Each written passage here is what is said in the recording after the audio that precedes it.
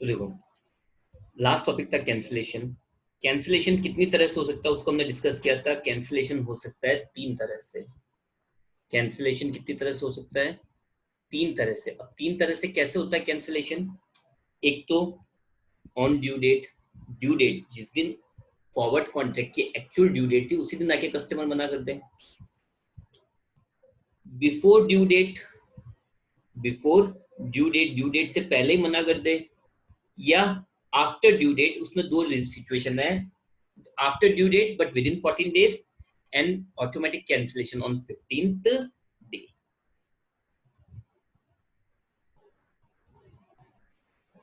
Okay, चलो। तो हमने इसमें सबसे पहला टॉपिक ले लेते हैं, सबसे पहला पॉइंट ले लेते हैं,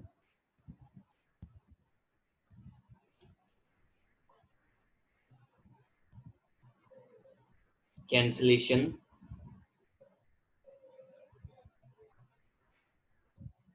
ऑन ड्यू डेट।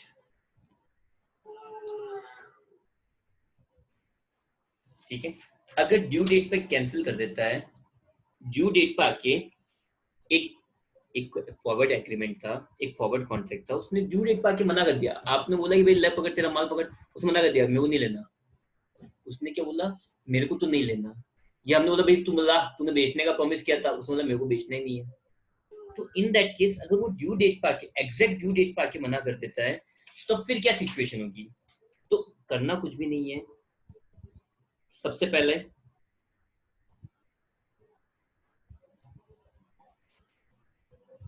आपको कैलकुलेट करना है, कैलकुलेट प्रॉफिट और लॉस। कर कौन रही है? एक सेकंड, पहले एक चीज क्लियर कर लेते हैं। ऑलवेज ये कैलकुलेशन बैंक करेगी।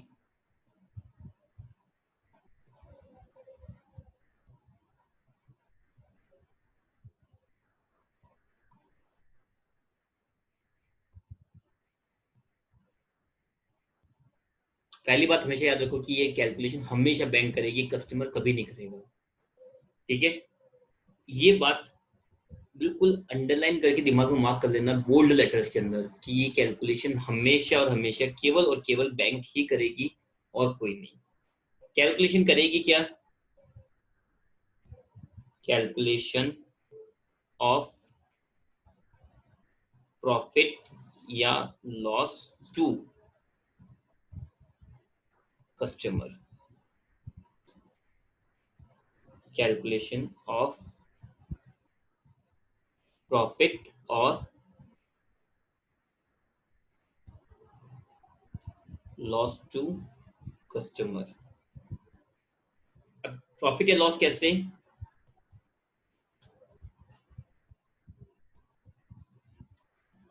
Spot rate for new contract on, spot rate for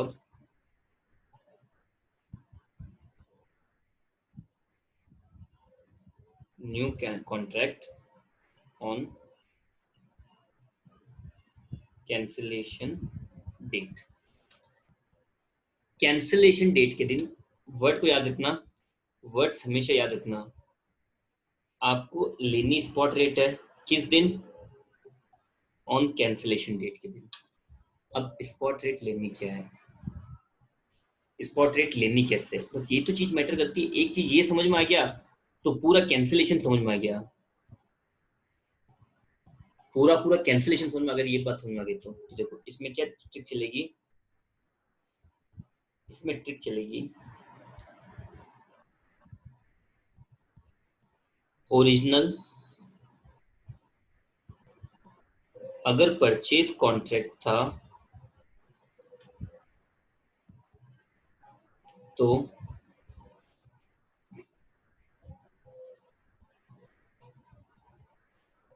bank has to purchase from market now. ठीक है, तो उसमें क्या लेंगे?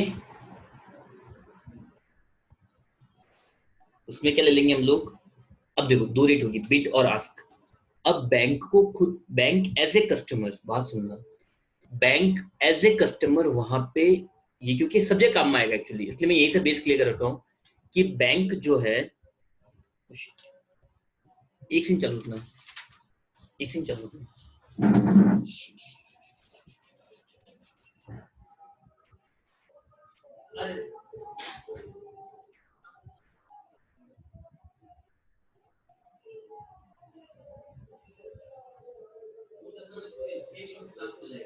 जल्दी करना।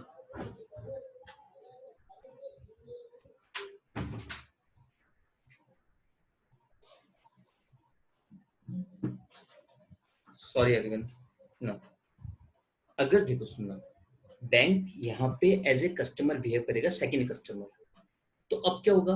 बैंक को फॉर एग्जांपल, बैंक को ए से परचेज करने थे, ए ने मना कर दिया। बैंक को ए से परचेज करने थे और ए ने मना कर दिया, भाई मेरे पास तो नहीं है। तो बैंक क्या करेगा? मार्केट से परचेज करेगा। बैंक क्या करेगा? मार्केट से परचेज करेगा। तो बैंक एज ए कस्टमर जाएगा। तो बैंक के लिए कौन सी रेट लेनी चाहिए? चलो आप लोग बताओ, बैंक के लिए कौन सी रेट लोगे? बिड या आस्क? बिड या आस्क?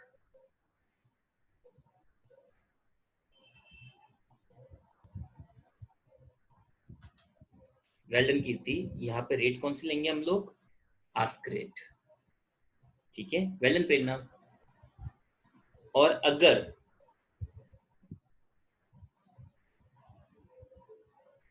सेल कॉन्ट्रैक्ट था तो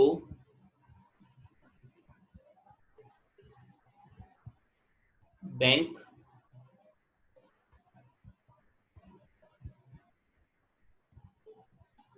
विल सेल इन मार्केट, और मार्केट में सेल करेगी bank as a customer. As a customer, अब बैंक मार्केट के लिए कस्टमर हो गया, क्योंकि मार्केट में बैंक सेल परचेज कर रही है। तो मार्केट बैंक, बैंक जो है वो मार्केट से कौन सी रेट उठाएगी यहाँ पे? Bit rate. ठीक है, जो भी बिट रेट है वो। ठीक है, इसके बाद में, इसके बाद में लेस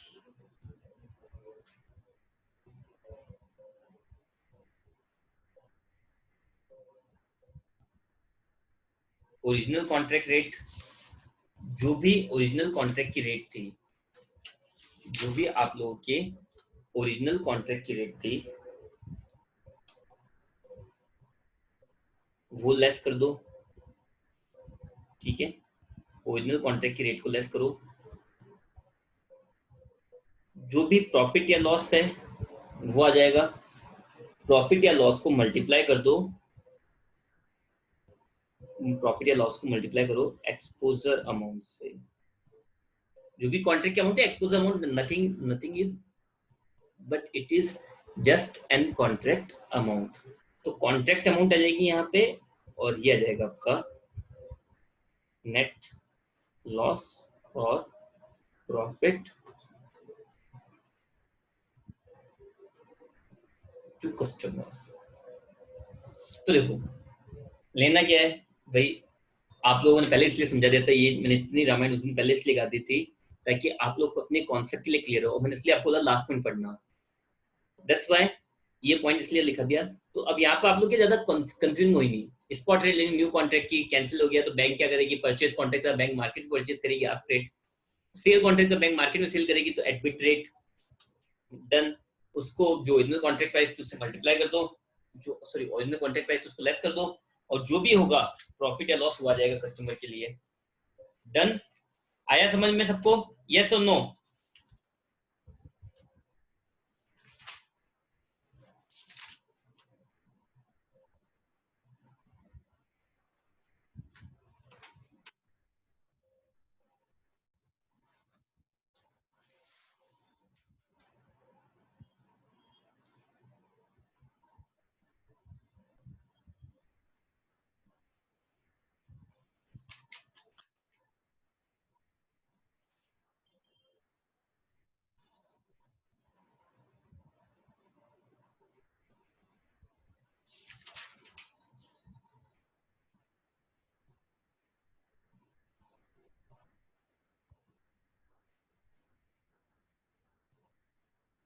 चलो एक क्वेश्चन ले रहे हैं।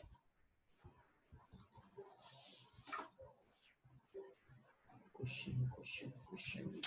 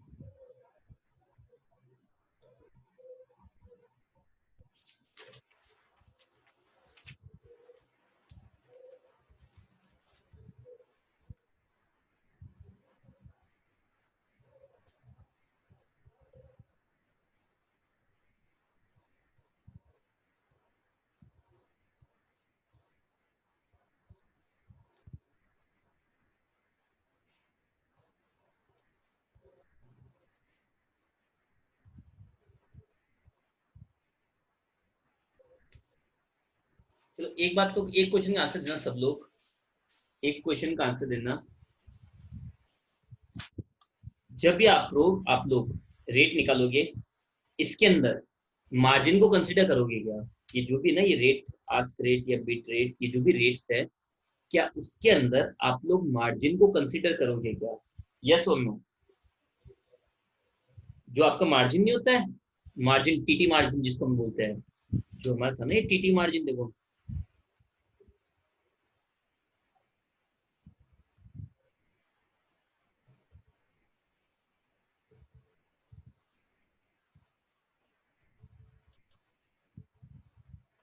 ये रहा, ये था टीटी मार्जिन। इसको कंसीडर करेंगे या नहीं करेंगे? टीटी मार्जिन कंसीडर करेंगे। Well done Kuldeep N Arya, well done. हम लोग प्रेरणा, वेल डन। तो देखो, हम लोग यहाँ पे एक्सचेंज मार्जिन कंसीडर करेंगे, consider margin, always consider margin. ठीक है, चलो एक क्वेश्चन लेते हैं, एक क्वेश्चन पिक कर रहे हैं।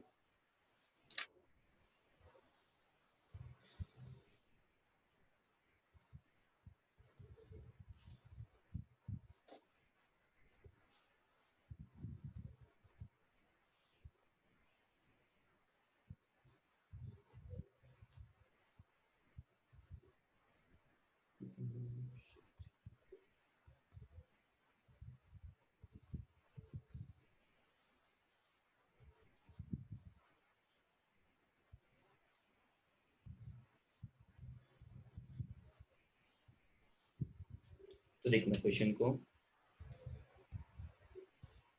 क्वेश्चन ढंग से देखना। तो देखो,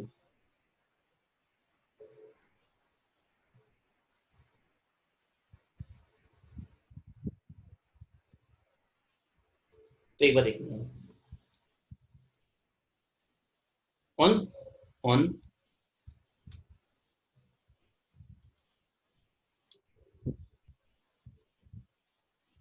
क्वेश्चन ध्यान से देखना। On 15 November ICICI bank book 3 months forward contract, 3 months forward purchase contract. ICICI bank ने परचेज कॉन्ट्रैक्ट किया है, तो यहाँ पे मैं सिचुएशन क्या बना सकता हूँ? आईसीआईसी बैंक जो बैंक है वो कस्टमर से परचेज करेगी और मार्केट में सेल करेगी। यही होगा ना, इसके अलावा कुछ ऑप्शन तो है नहीं इसके अलावा। ठीक है, कब कब 15 नवंबर को, 15 नवंबर को बैंक ने एक परचेज एग्रीमेंट किया है, बैंक ने एक परचेज एग्रीमेंट किया है, ठीक है। इसके बाद में कितने मंथ्स का, 3 मंथ्स का फॉरवर्ड फॉर 3 मंथ्स, ठीक है। Okay done. कितने रुपए का, रुपए कितने हैं, फॉर $20,000, कितने डॉलर्स का, $20,000।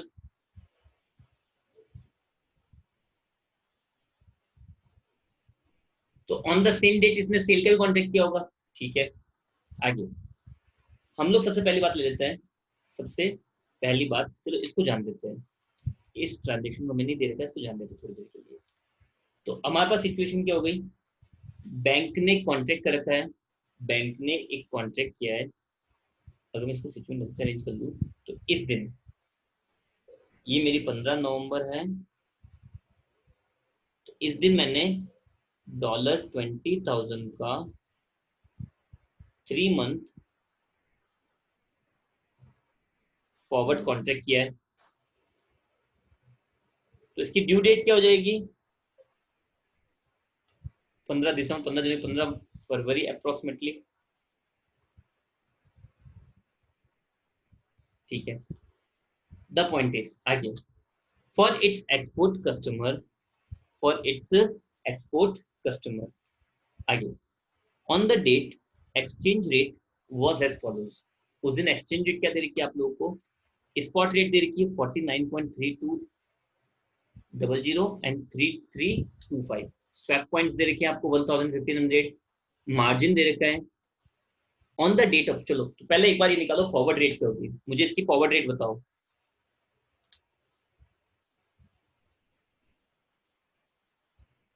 फॉरवर्ड रेट क्या होगी,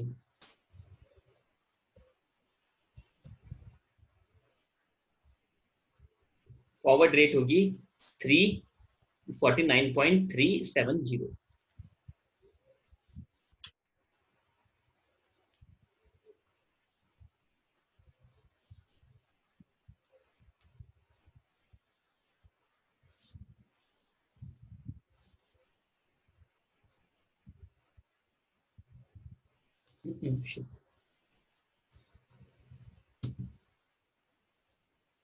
सॉरी,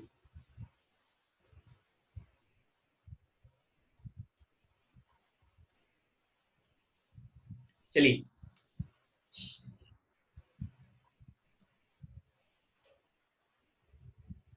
प्रेरणा, आर्या,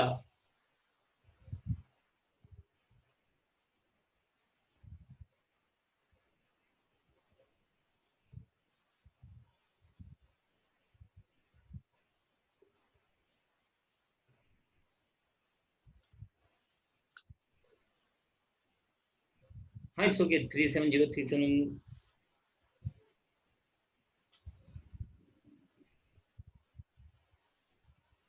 मिजा, चलो देखते हैं। बैंक परचेज कॉन्ट्रैक्ट कर रहा है, तो बैंक कौन सी रेट लेगा, परचेज वाली। बैंक कौन सी, आपके दो रेट है, 49.320033, तो बैंक तो परचेज कर रहा है कस्टमर से, तो बैंक परचेज कर रहा है तो कौन सी रेट लेगा, बिड रेट पे परचेज करेगा, ठीक है। तो स्पॉट रेट दे रखी है आपको 49.3200, ठीक है। Add swap point, swap point low high है, लो हाई है तो क्या होगा, एड कितना, 1000, तो दिस विल बी 49.4200, ठीक है। मार्जिन, मार्जिन क्या होगा, एड या लेस, बिट में लेस और आस्क में एड, तो लेस। मार्जिन कितना दे रखा है आप लोगों को, 0.10%, तो ये हो जाएगा 49.42 माइनस 0.10%, और ये हो जाएगा 47.370, 49.370, ओके। चलो तो हमने ये जो कॉन्ट्रैक्ट किया है वो किस रेट पे किया है, इस रेट पे, ठीक है, और रेट है 49.370 रुपीज पर डॉलर। ओके, अब क्या हुआ, आगे क्वेश्चन में पढ़ते हैं। आगे क्वेश्चन में क्या बोल रहा है, on the due date customer request to cancel this order, so customer cancel request for cancellation of this contract, contract को कैंसिल करना चाहता है, एक्सचेंज रेट दे रखी है on the date is as follows, तो आपको एक्सचेंज रेट दे रखी है। अब आपको कौन सी, देखो अब क्या होगा, बैंक ने कॉन्ट्रैक्ट कैंसिल कर दिया, अगर मैं यहाँ पे समझाने जाऊँ,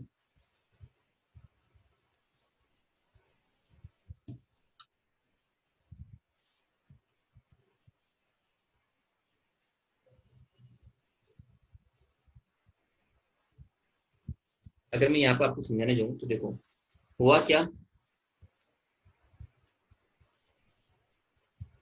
बैंक ने क्या करा होगा, यहाँ बैंक है, ये कस्टमर से परचेज करके आगे मार्केट में सेल करते थे, कस्टमर ने मना कर दिया, तो अब बैंक क्या करेगा, बैंक यहाँ पे क्या करेगा,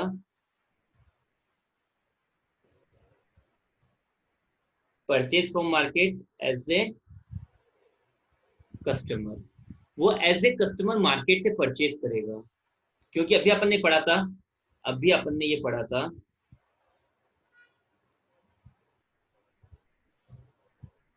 अभी अपन ने पढ़ा था स्पॉट रेट लेनी है आप लोगों को, आप लोगों को कौन सी रेट लेनी है, स्पॉट रेट लेनी है। कैंसिलेशन रेट कैसे, अगर परचेज कॉन्ट्रैक्ट था तो कौन सी बैंक क्या करेगी, मार्केट से परचेज करेगी और आस्क रेट लेगी, तो यहाँ पे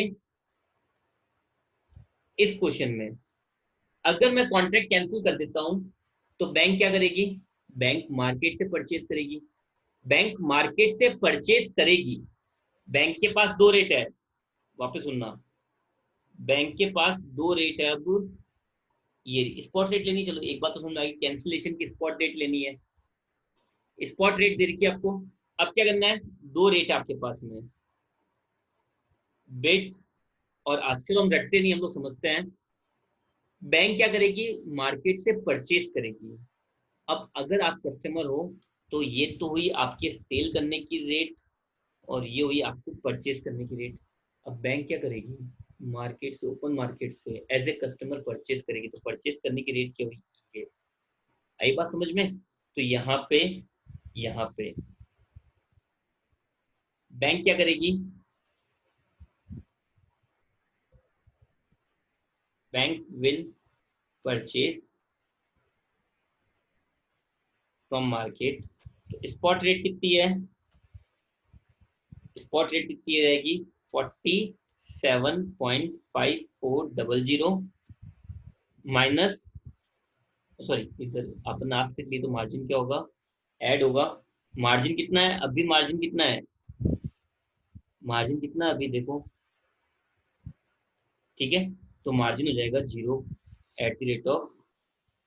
0.125%, दैट इज 47.54 प्लस 0.125%, तो ये आ जाएगी आपके 47.599, ठीक है, तो अब क्या करेंगे, calculation of profit and loss to customer, customer के लिए प्रॉफिट या लॉस, तो वो कैसे निकल जाएगा, सबसे पहले spot rate for new contract जो कितनी आई 47.599 लेस एक्चुअल फॉरवर्ड रेट जो भी आपकी थी,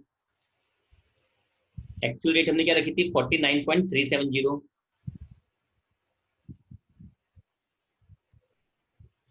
ठीक है, तो ये आ गया आपके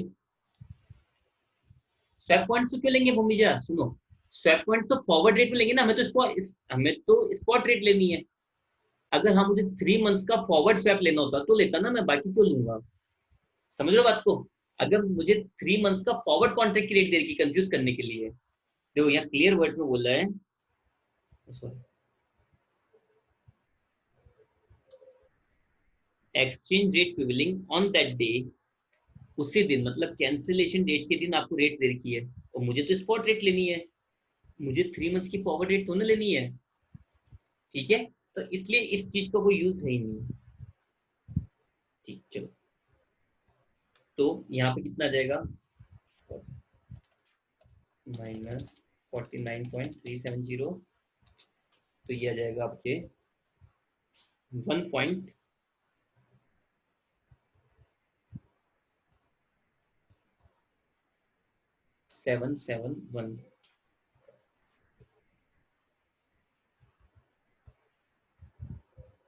इसको मैं गेन मानूं या लॉस, चलो ये बताओ, इसको मैं गेन मानूं या लॉस मानूं? दिस इज गेन और लॉस, ऐसे तो माइनस हमारा आंसर। इज दिस गेन और लॉस?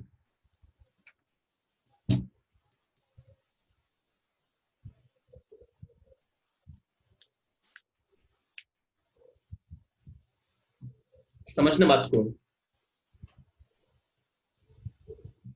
अब बात को समझना। नहीं आर्या, सुनो, पेबल या रिसीवेबल तो निकालना ही नहीं। हाँ पेबल आप बोल सकते हो, बट हाँ आपको गेन या लॉस में आंसर देना है। आपने परफेक्ट आंसर दिया, पेबल टू कस्टमर। आपका आंसर परफेक्ट आ रहा, पेबल टू कस्टमर, ठीक है। अब सुनना मेरी बात को, कैसे अब समझना आ रहा है ना, अच्छे से सुनना। आपका एक्चुअल कॉन्ट्रैक्ट परचेज का था ना, परचेज का कॉन्ट्रैक्ट किसका था, परचेज का। जो मेरा एक्चुअल कॉन्ट्रैक्ट था वो था परचेज का, समझो। अब सुनना, अब परचेज का कॉन्ट्रैक्ट था, मैं परचेज कितने में करने वाला था, 49 रुपीज में। मैं ज्यादा कुछ नहीं बोल रहा हूँ, सीधे 49 ले रहा हूँ। मैं 49 में परचेज करने वाला था, और मार्केट से मुझे कितने में मिल गया, ये देखो 47.5 में मिल गया। मतलब मैं मार्केट से 49 में परचेज करने वाला था, और मुझे वो चीज 47 में मिल गई। तो 49 की चीज, पहले तो ध्यान रखो, you are purchasing now, purchase कर रहे हो, परचेज कर रहे हो, जो चीज आप 49 में परचेज करने वाले थे वो 47 में मिल गई। That means this is your gain. Gain, exposure amount कितनी थी, $20,000 इंटू एक्सपोजर अमाउंट $20,000, तो ये गेन आ जाएगा टोटल 35420।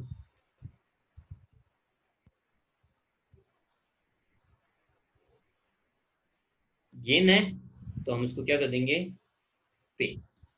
हम इस चीज को क्या कर देंगे, पे कर देंगे। होप कि आपको अच्छे से पॉइंट समझ में आ गया। आई होप कि आपको ये पॉइंट अच्छे से समझ में आए।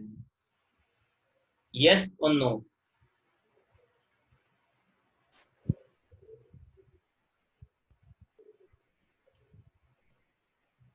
चलो, आपके सामने ना स्क्रीन पे एक क्वेश्चन होगा, उसका फटाफट से स्क्रीनशॉट ले लो। तो जो अभी अपन ब्रेक लेना पड़ेगा ना अपने को, तो उसके अंदर आप इसको सॉल्व कर लेना। फटाफट से इसके स्क्रीनशॉट ले लो क्विकली।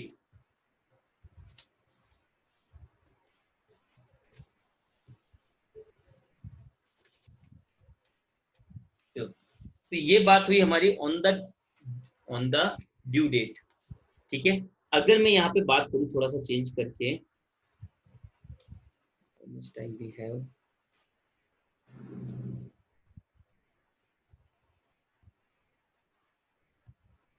हो जाएगा। चलो, इसकी थ्योरी हो जाएगी, फिर प्रैक्टिकल बाद में देख लेंगे। तो यहाँ देखना, नेक्स्ट है cancellation.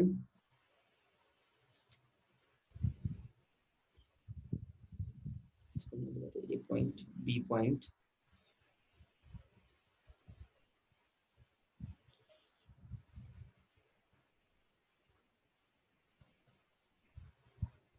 Cancellation before due date.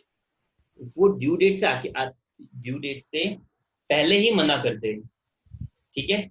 तो हम लोग क्या करेंगे, तो हम लोग क्या करेंगे, तो हम लोग क्या, सिंपल सी बात है, हम लोग एक नया फॉरवर्ड कॉन्ट्रैक्ट कर लेंगे।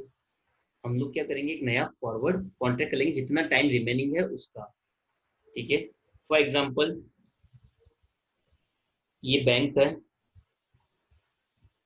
इसने कस्टमर से परचेज कॉन्ट्रैक्ट किया है, तो आगे क्या करेगा, सेल कॉन्ट्रैक्ट, अपन ये डेट लेते हैं, ये कॉन्ट्रैक्ट किया था 1 जनवरी को 3 मंथ फॉरवर्ड का, ठीक है। तो अब 1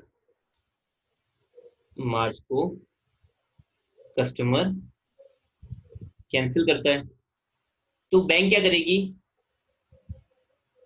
1 मार्च को कितना टाइम बाकी था, 3 महीने थे, मतलब 1 जनवरी, 1 फरवरी, 1 मार्च, तो 3 महीने हो गए 1 अप्रैल तक के, तो कितना महीना बचा, 1 महीना बचा है। तो बैंक 1 मार्च को 1 मंथ का फॉरवर्ड कॉन्ट्रैक्ट कर लेगी, और जो भी प्रॉफिट या लॉस है वो कस्टमर से, तो समझना आप इस बात को, आपने क्या करा था, 1 जनवरी को 3 महीने का परचेज कॉन्ट्रैक्ट किया बैंक ने कस्टमर से, 1 मार्च को कस्टमर सडनली मना कर देता है कि भाई मेरे को नहीं करना कॉन्ट्रैक्ट फुलफिल, तो बैंक क्या करेगी, बैंक क्या करेगी, 1 मंथ का, अब बाकी कितना टाइम रहा, जितना टाइम बाकी रहा ना उतने टाइम का एक नया फॉरवर्ड कॉन्ट्रैक्ट कर लेगी, और जो भी प्रॉफिट या लॉस होगा वो कस्टमर से रिकवर कर लेगी, ठीक है। अब इसका फॉर्मेट क्या हो जाएगा, कैलकुलेशन ऑफ प्रॉफिट और लॉस टू कस्टमर। तो प्रॉफिट या लॉस तो ना आपको प्रैक्टिकली सोच के बताना होता है, ये कोई फॉर्मेट मतलब प्लस में आए तो प्रॉफिट, माइनस में आए तो लॉस, ऐसा नहीं है, ठीक है। तो सबसे पहले मैं क्या ले लूंगा, forward rate for new contract for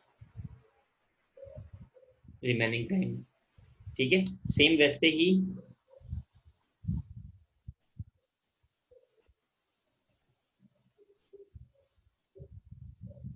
इसके जैसे कुछ सेम इसी के जैसे चलने देंगे, वही रेट लेनी है आपको। फिर मैं क्या करूंगा, कंसिडर मार्जिन,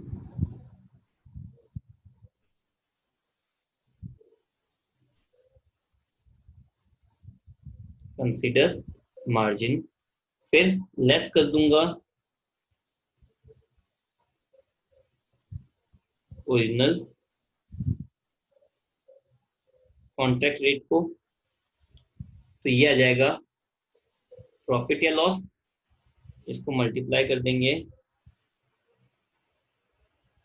एक्सपोजर अमाउंट से, और ये आ जाएगा प्रॉफिट या लॉस टू कस्टमर, ठीक है। सिंपल वैसी कोई कैलकुलेशन है, बस यहाँ पे जो कॉन्ट्रैक्ट होगा आपने ड्यू डेट से पहले कैंसिल कर दिया ना, तो जैसे यहाँ पे तो क्या ले ली थी अपन ने, यहाँ पे तो क्या ली, ड्यू डेट पे आते ही करा, तो उसी दिन मैं सेल परचेज कर लूंगा, तो स्पॉट रेट। यहाँ पे क्या करा, पहले आके मना करा, तो जितने टाइम बाकी है उतने टाइम की फॉरवर्ड रेट ले लूंगा, बाकी सेम कैलकुलेशन होगी, कोई पंगा है ही नहीं इसके अंदर। आई होप कि आपकी समझ में आया है। तो हम लोग वही 5-10 मिनट वापस मिल रहे हैं, तब तक के लिए आपने जो स्क्रीनशॉट लिया जिस क्वेश्चन का, वो क्वेश्चन कंप्लीट करना, तब तक वापस आ जाओ, ठीक है। वो रिकॉर्डिंग का टाइम है, बाकी बहुत कुछ खास बात नहीं है, ओके। चलिए।